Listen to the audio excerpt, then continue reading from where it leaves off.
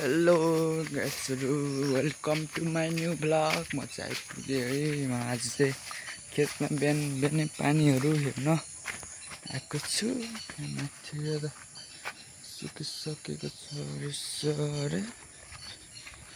तपाईँहरू पनि सन्चै हुनुहुन्छ होला भन्दै म चाहिँ अब यहाँ खेतमा पानी हेर्न गइरहेको छु होला।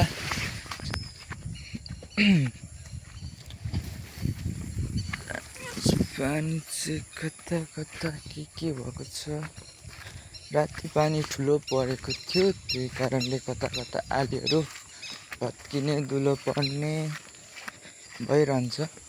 बिहान बिहान हेर्नु आउनुपर्छ, टालटुल गरिराख्नुपर्छ।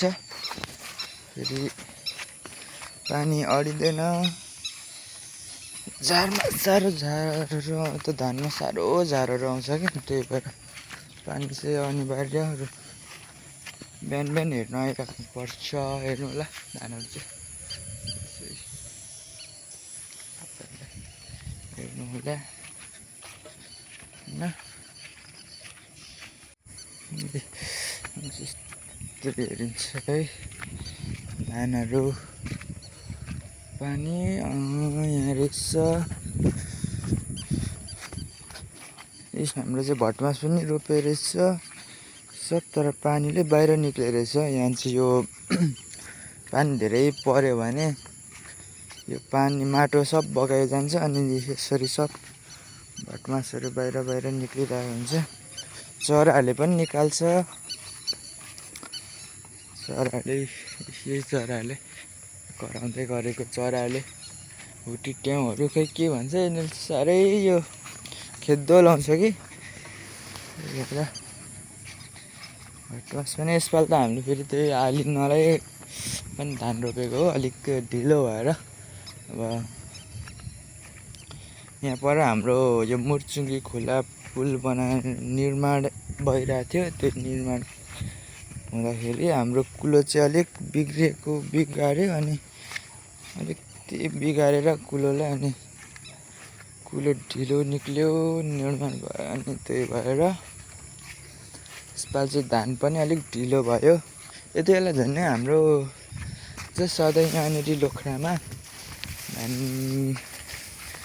गोड्ने बेला भइसक्थ्यो। यसपालि चाहिँ भर्खर हामी चाहिँ रोपिँदैछ, रोपेर सक्यो भर्खर।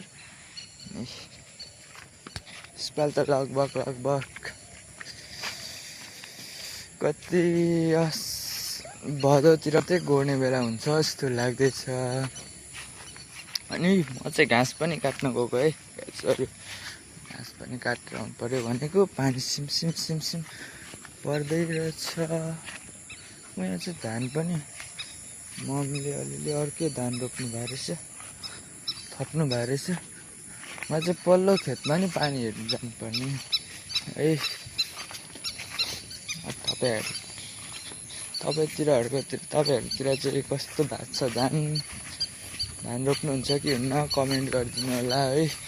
भिडियो कस्तो लाग्छ। म चाहिँ भर्खर सुरु हो कि, अलिक यो भिडियो अलिक यस्तै हो। भिडियो गर्न कस्तो अप्ठ्यारो, अलिक सुरुमा भएर होला। अलिक बोल्न अलिक के कुरा गरौँ जस्तो हुन्छ है, अलिक अप्ठ्यारो हुन्छ।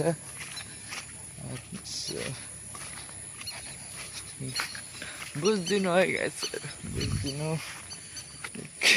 अनकम्फर्टेबल हुनेछ।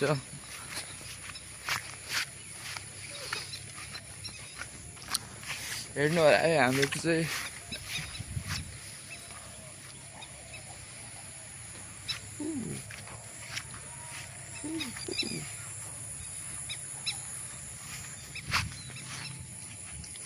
चाहिँ उपर पनि हामी चाहिँ खेती गर्छौँ कि उपर हामी त्यहाँ पनि पानी हेरेर आइज मम्मीले भन्नुभएको छ। त्यही भएर म चाहिँ पानी त्यहाँ पनि हेरेर आउनु पर्यो भनेर गइरहेको छु। पानी पनि पर्नु थाल्यो है। हेर्नुलाई यत्रो त ठुलो गरा मात्रै हुन्छ। हाम्रोतिर चाहिँ सानो त्यति प्रायः यसो ट्र्याक्टर छिर्नेहरू ट्र्याक्टरले मात्रै हो क्या। यहाँ चाहिँ यस्तो गाईहरू गोरुहरू त्यति पालिँदैन। अनि यहाँ चाहिँ हामी चाहिँ धान पनि ट्र्याक्टरले नै रोप्छौँ। अब गोरु मास्यो, मान्छे अल्छी भइयो, त्यही भएर अब पालिँदैन गोरु त्यति साह्रो। अनि भोलि ट्र्याक्टरले नै यहाँ चाहिँ खेती सबै 3 बाली, हामीले 3 बाली गर्छौँ। 3 बाली नै ट्र्याक्टरले गर्छौँ। यहाँ चाहिँ अलिकति छ, यो चाहिँ ट्र्याक्टरले हुँदैन, यो चाहिँ गोरुले हो। हाम्रो गोरु छ कि छन् त्यो भएर तपाईँहरूलाई देखाउँछु म।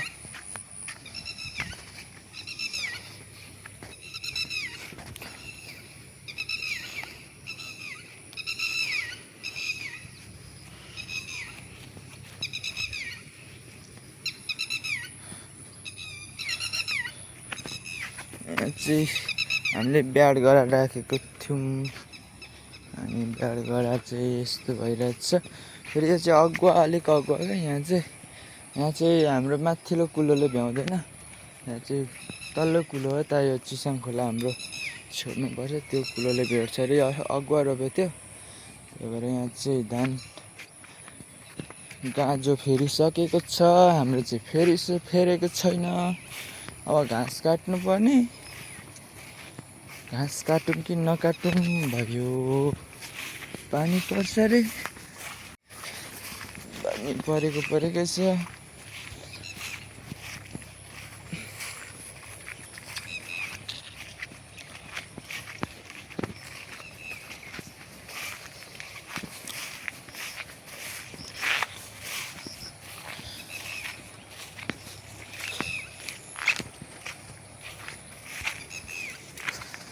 यो हेर्नु होला, यो पनि गर्छौँ। यो चार गरेर हामी गर्छौँ।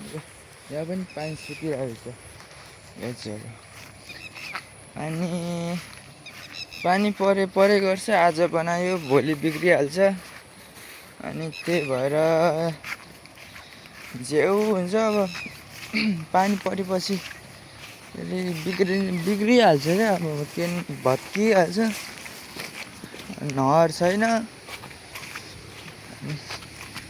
खोला हेर्नुहुन्छ, खोला हाम्रो चिसाङ खोला।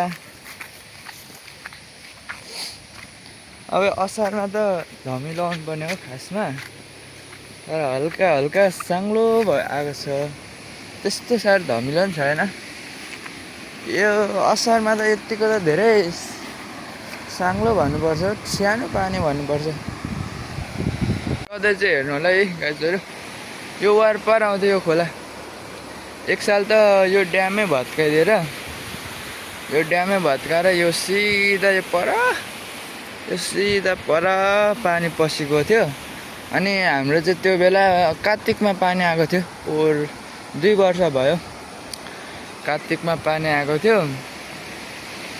अनि कार्तिकमा पानी आएर धान पनि पाकिसकेको थियो।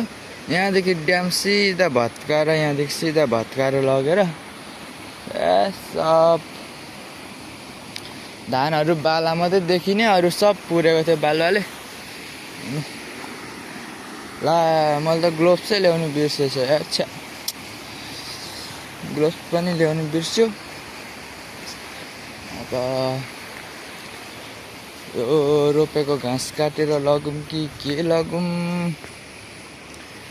हेर्नु होला। हामी चाहिँ अब त्यति घाँस हामी चाहिँ रोपेको घाँस दिन्छौँ घाँसमा। तर अहिले रोपेको घाँस चाहिँ सकिरहेको छ होइन। अनि हामी चाहिँ यो कास काटेर दिउँ कि भन्दैछु म चाहिँ।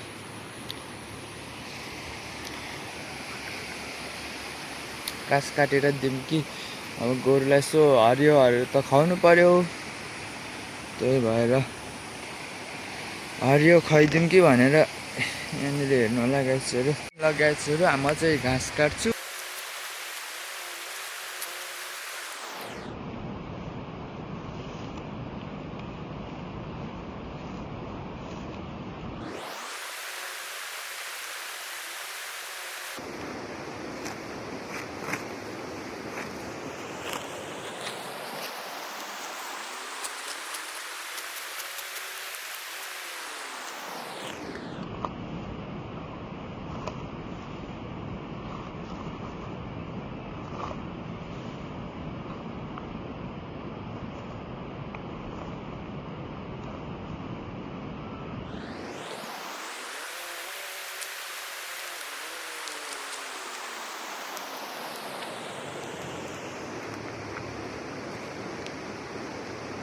मैले चाहिँ घाँस काट्नु पनि सकेँ है। अनि अब घर जानु पर्यो।